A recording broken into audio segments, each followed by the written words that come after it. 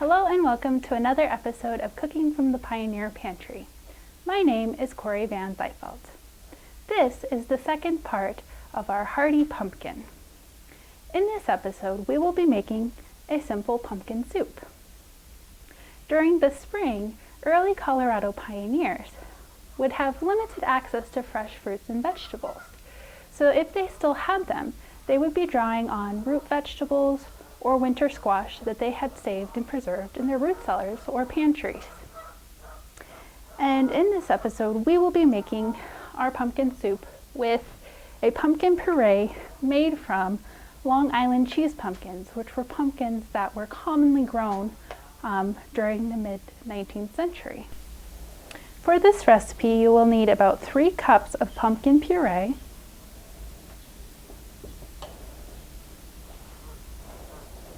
about 3.5 cups of milk, 2 tablespoons of butter, a few lumps of sugar, salt and pepper to season. To start my soup, I will put my pumpkin puree into a bowl. Now, the Long Island cheese pumpkin that this puree came from is a good type of pumpkin because it'll last in its pumpkin form for many months, up to about 100 days, which means that it'll keep well in your pantry or your root cellar as long as it's kept cool and dark and away from other vegetables or fruit like potatoes or apples, which produce a chemical that will ripen other fruits faster. But if it's kept in those good conditions, your pumpkin will last for a very long time. This changes from variety of pumpkin to pumpkin. So if you want to keep your pumpkin lasting for a long time, make sure you check this on the seed catalog that you buy your pumpkin seeds from when you purchase them. I have all of my pumpkin puree in there. I will next pour my milk into my pumpkin puree and give that a stir.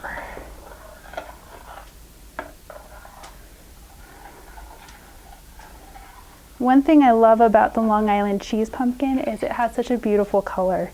It can range from a pale yellow to a very deep orange, but it makes such a pretty colored soup. Next, I'll incorporate my butter. That, of course, will melt as my soup cooks. I will also incorporate my sugar in.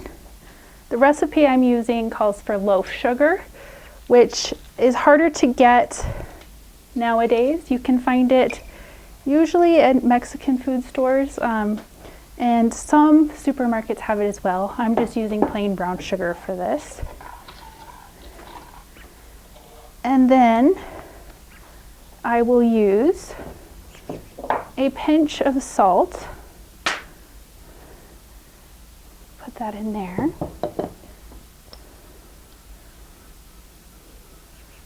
As well as pepper. And of course, you can make this as sweet or as flavorful as you would like.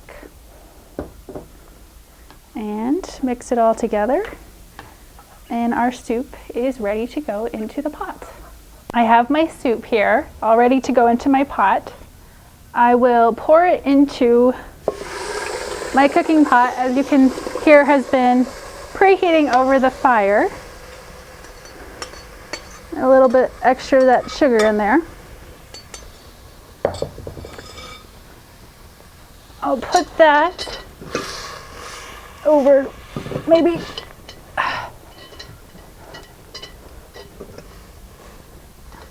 put that over the fire for about 10 minutes, and I'll just check on it periodically. You don't want it to burn, so I will stir it every so often because it does have milk in it, and milk has a tendency to burn if not watched.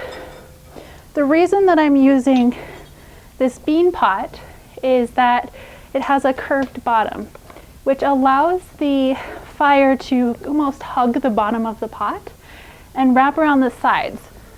So push that over the fire a little bit more, and if it's situated properly, it will actually cook more evenly that way.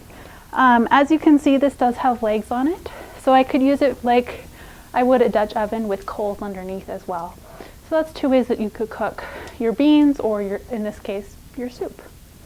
As you may be able to hear, my soup has been boiling for about 10 minutes. I've been stirring it throughout that time.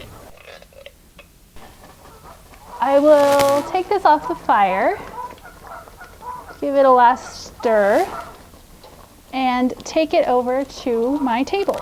I took my soup off of the fire, and as you can see, it has thickened quite a bit just with the milk and the pumpkin cooking together.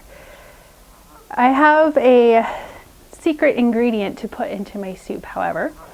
It was common practice, and it still is today for some places, to put a slice of bread at the bottom of your bowl. And the purpose of the bread is to thicken your soup further if it's not thick enough to your liking. And for early Colorado pioneers, it would also be a good way to use stale bread.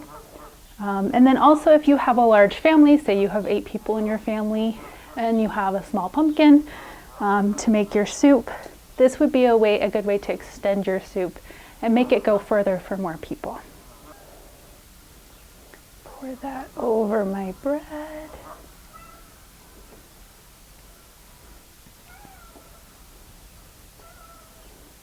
And I would imagine if you'd want this to be a little more soupy, you could add more milk, or maybe a little extra water to it.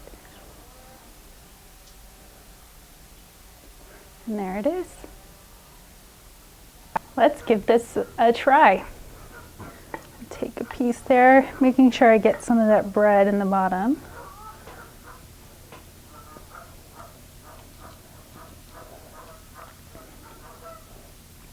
That's really good. The pumpkin flavor kind of mellows out a little bit, so it's not quite so sharp of pumpkin that I'm used to when I'm usually cooking with this type of pumpkin. I really enjoy that. The sweetness is just right. This is typically a sweet pumpkin, so I'm totally satisfied with that. I think you could make this more sweet or savory depending on what you were going for. Definitely could use cinnamon or nutmeg if you wanted that more savory type, more reminiscent of pumpkin pie flavor. But I would highly recommend this soup. It's really good. Thank you for joining us on this episode where we made our delicious pumpkin soup. Please stay tuned for future episodes. To find this recipe, you can go to the City of Littleton website on the Littleton Museum page under the Museum at Home tab. And thank you for joining us, and we look forward to seeing you soon.